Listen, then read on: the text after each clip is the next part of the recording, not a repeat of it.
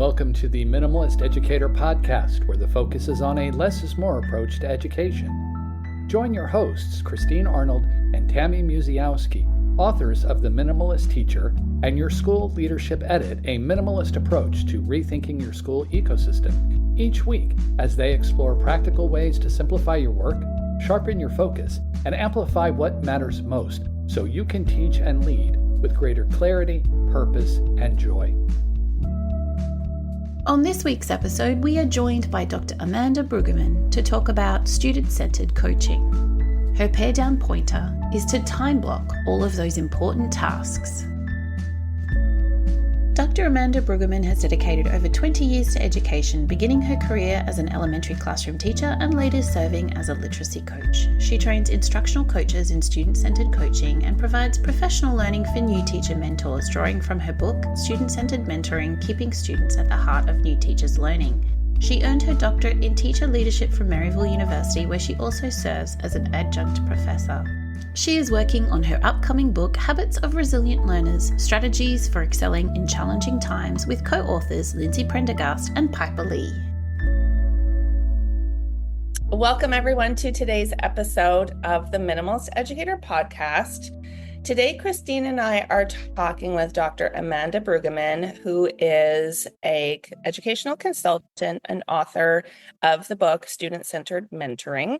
And so we're excited to talk to her today because this episode is going to be very timely with the start of the new school year and providing support for teachers as well as students. Welcome to the show, Amanda. Thank you for having me. It's a pleasure to get to join you all today. Thank you for being here.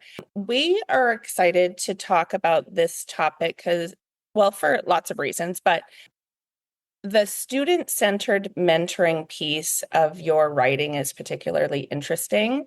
But before we get into that, can you just tell us a little bit about how you kind of came to that piece of into your expertise? Like what led you to that?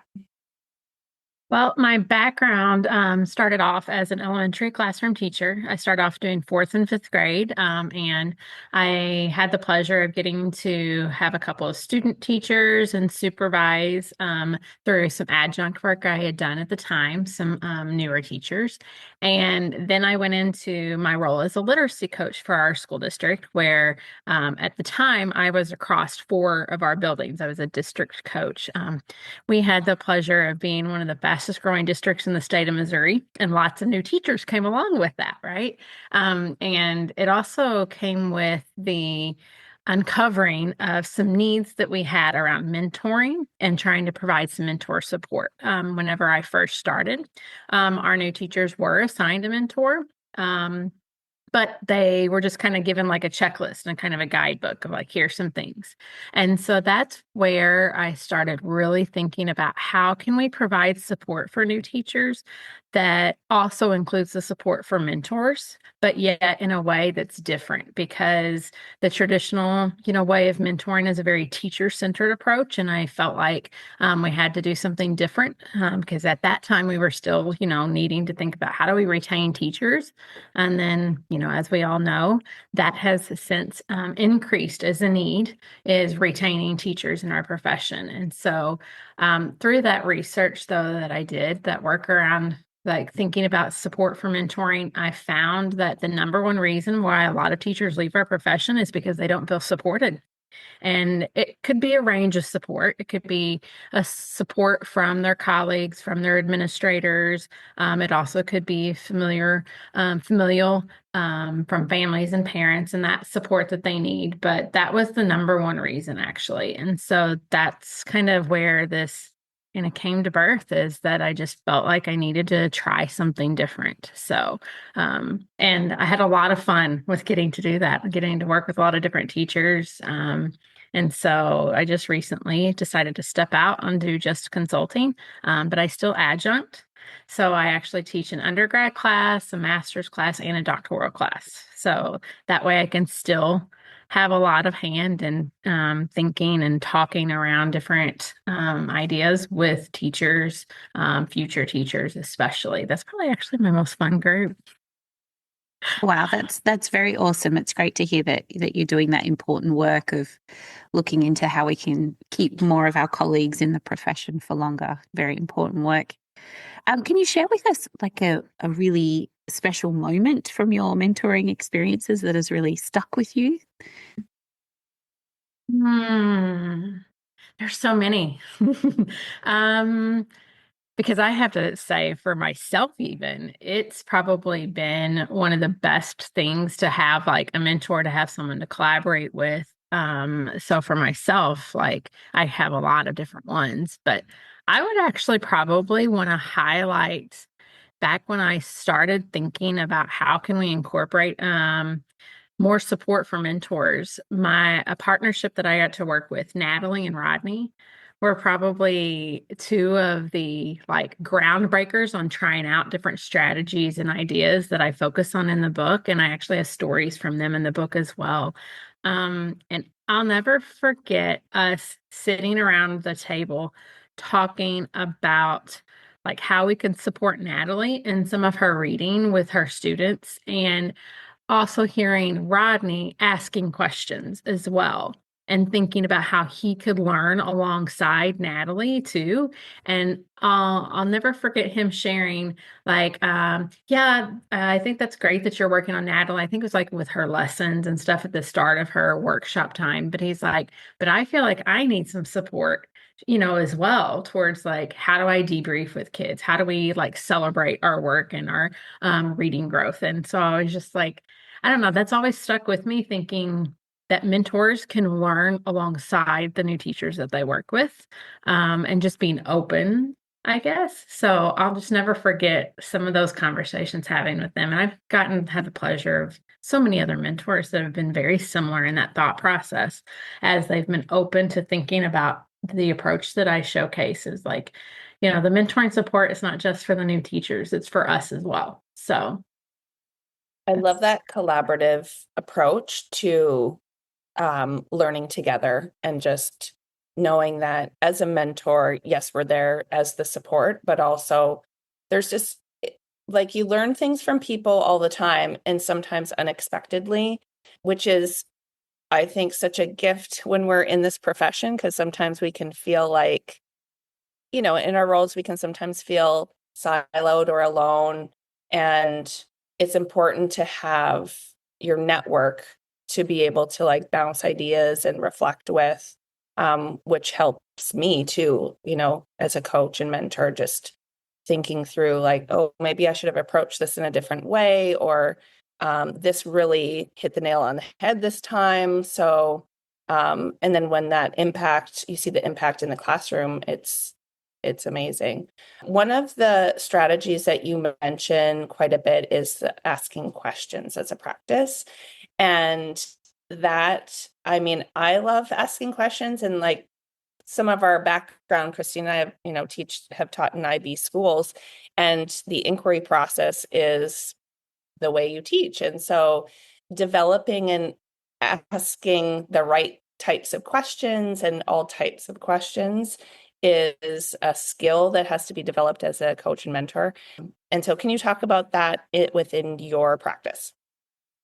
So I'm glad you mentioned that, like both coach mentor, because for me, especially my 10 years as an instructional coach, that's, I think, the skill I continually worked towards developing as a coach, not just in my work with new teachers, but also just for myself, professionally and learning in my conversations, which is why I focus so heavily on it as one of the strategies of the book as well, and student-centered mentoring, that philosophy.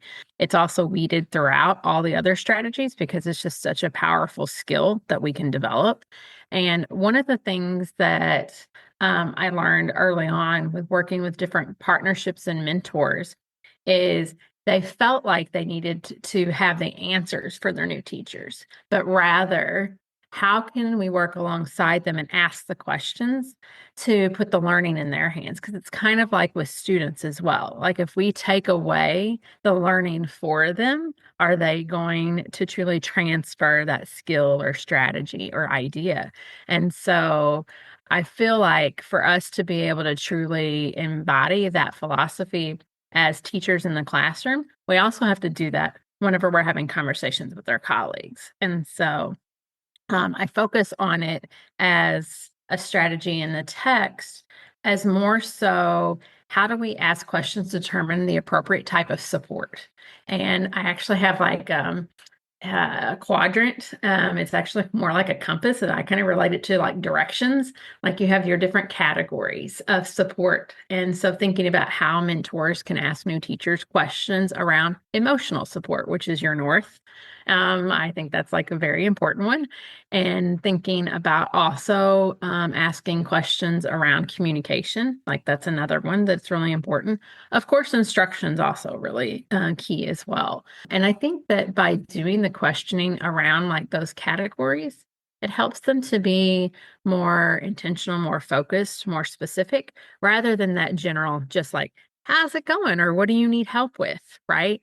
Because sometimes, new teachers, they don't know what they don't know yet. And so it's like hard to decide like what questions to ask. And then teachers, even a couple of new teachers, have taken that practice and actually incorporated that in their classrooms and tried like the directional kind of areas with their kids. It's actually something that Piper, Lindsay, and I are incorporating in one of the habits of a new book that we're working on, Habits for Resilient Learners. And because it just has a lot of power, I think, behind it by being more intentional and open with kind of different ideas of us talking through things. So that's kind of where I think the asking questions is the start of. But then within all the other strategies, it's weaved throughout because, like I mentioned, I think questioning is such an important skill that we could all use. So Yeah, that sounds really interesting. I'd love to hear more about it. So we're talking about phrasing really good questions themselves and knowing how to leverage that for the different kinds of support. Do you think the way that you ask questions or the timing of when you're asking questions also plays a really big role in the whole mentoring approach as well? oh, of course. I think that you hit on something really important when like that timing. You're going to probably want to come out the gate asking clarifying questions to maybe have a better understanding of what maybe the new teachers tried or teachers what they've tried in their classroom with their students. So I think it kind of dominoes into all of that. But then you have to be open to listening to what are some of those types of needs because, I've helped support the partnerships where they can take that compass in like a table and have different ideas that they can talk through and ask questions like, where do you think you might need some support in? But you could also take it a different approach of clarifying and just saying, what is something that you've been working on today and have a more of an idea of, where they're trying something out and or maybe something that didn't go well, and then you can listen in for where the areas of need might be. So I think that that's an important component of that is also just listening and hearing what they're having to say. And then you mentioned too, like timing, and I say that not just in the beginning, but I think it's also important to ask questions throughout, to help learn alongside them. Going back to our point that we've made earlier is there a moment where we can learn something from a new teacher and something they've tried, or by problem solving, a certain need that they may have, because it's very possible that something that they've had happen in their classroom may not have happened with us yet in our classrooms, but it could, right? Yeah, that's interesting to think of it that way too. Like things that I often make the assumption that, oh, I experienced this in my classroom, you probably have too, which could be a general assumption to make, but it depends on where we are. And so I think that mindset piece is very important, which is another thing that you talk about, having that innovative mindset, which depending on a teacher's experience or background, we're all in different places with our mindsets. And so I'd love to hear about your experience with just working with newer teachers and what kind of thinking patterns arise around their own support that they're getting, but then also what that looks like and sounds like in their classroom experience. So mindset, honestly, is a very big topic to think through with that, because I think you can go through a learning mindset as like one category. I also could look at it as in that, positive mindset and like that hope and willingness to continue to move forward as being important. And so there's a couple different directions there that to go with. The learning mindset, I think I start with first, because you mentioned the strategy that I have in here around like growing an innovative mindset.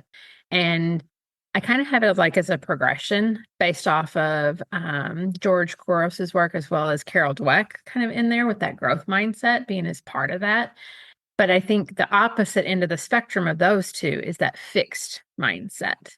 And what I sometimes sense with some even experienced teachers is that they might have more of that fixed mindset in the sense of, okay, I've learned a whole bunch of things already.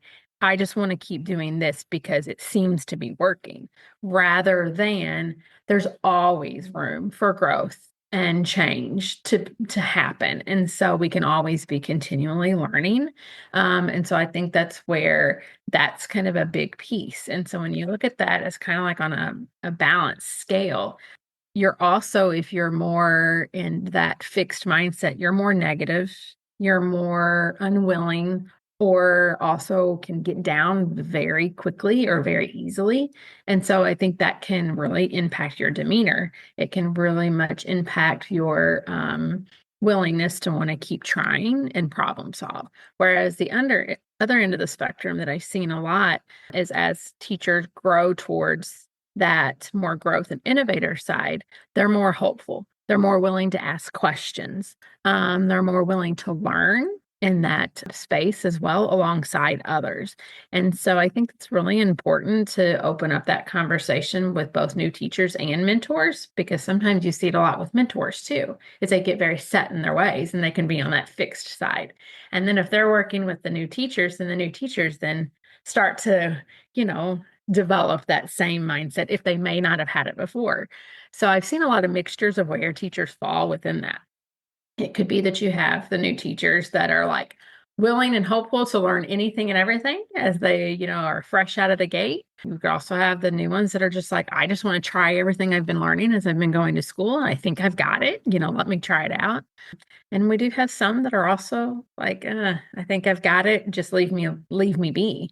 And so I think it's important for us to develop that collaboration, no matter where we fall, and wanting to be more growth and innovative. And so that's kind of, I think, that big philosophy of the student center mentoring is being collaborative around the impact that we have on students. And so just being open to talk about students, being open to problem solve with each other. And I encourage, especially this particular strategy, to be also used in the classroom with kids. Open the door to talk about learning with kids. And so many of the strategies, the majority of them, that's the kind of intention behind it, is let's think about how we can also develop this with our students in our classroom communities and build that as well. So I was going to ask you about how we can move on from the fixed mindset, but I feel like you kind of touched on that already. Can I ask you, so you've talked about mentoring, you've talked about instructional coaching, and you're working now as a consultant. Can you tell us a little bit about like the differences between those? When should we reach out to one style rather than another style? How do we know who to go to for some help along the way? Oh, I don't know if I know the full answer of that, but I can try. Because I think there's a lot of ways to do that. So let's just say, for example, if I was a new teacher and I need to have some support or help, it might be multiple people that I go to. It might be going to my mentor, asking for support. Also, if you're lucky enough to have an instructional coach to bring them into the mix and support. I'm a big lover and believer of student-centered coaching as well, which is kind of another way that I kind of birthed the idea of student-centered mentoring. And so I think that as a new teacher, being very willing to jump on to having a coaching cycle, which is part of that philosophy of student-centered coaching, is to jump on to getting that support. And then, in the consultant realm of all the things that I have available is just, reading, learning. If you get to have the opportunity to go to a session that I've done at a conference, or if I get to do work with your school district, because I do trainings with mentors and new teachers as well, then that would be another avenue that I would say it would be very important to learn more about. And I think the big thing is that on the education consulting side is how can I help develop my understanding of my collaborative partnership of what I can try to help support us in that. So that's where then I'd also encourage mentors to think about this work is how can I help develop my partnership with the new teacher or future new teachers that I work with? Because that's something that it's different, I think, too, than my approach. It's not necessarily like, here's the instructional checklist of what to work through them a month by month. It's more about how do I really develop that partnership that provides that support? Because there's so many things out there, list ideas about the way of teaching. And really, we don't focus a lot on how to support that collaboration of that mentoring partnership. So I think that's what's different about my work. And so I would definitely look at all the different things that can be possible through that. And maybe even as a mentor or new teacher, look at what are other ways I can help develop my partnership. Because, this isn't the only text that's going to help support that. There's lots of different tools and resources out there. So I think that's the other big idea. Does that answer that question?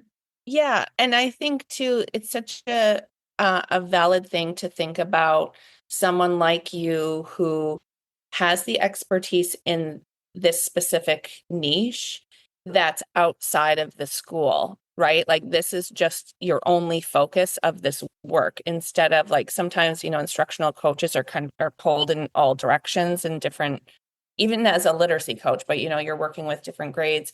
I feel like when you come in as an outside person, you have like a linear focus, sort of, like it just feels more focused. So there's so much benefit to that.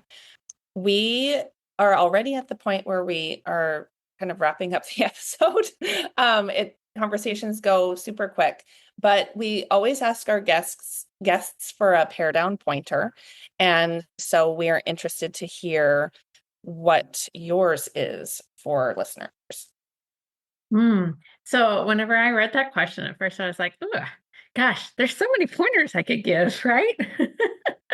So I would actually say that I think mine is blocking time.